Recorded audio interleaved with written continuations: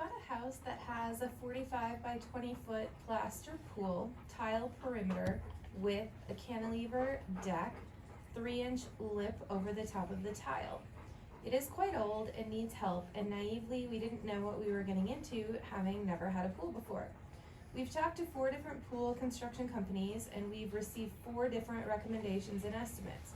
Some have told us cantilever deck style is very old and will never keep the tiles safe from water getting behind it.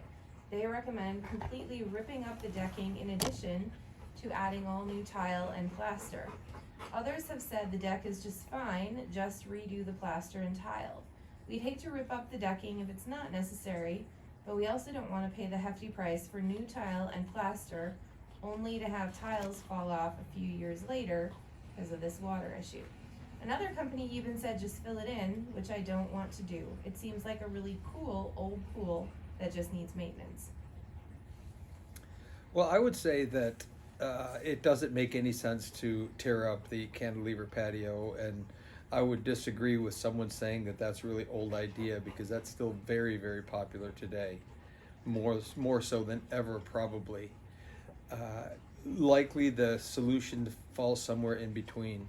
If you want to re-plaster and re-tile the pool, what I would do is have them, whoever does the tile work, once the tile is set, don't grout above the tile, grout the seams of the tile on both sides, and use a caulk in that seam on the top.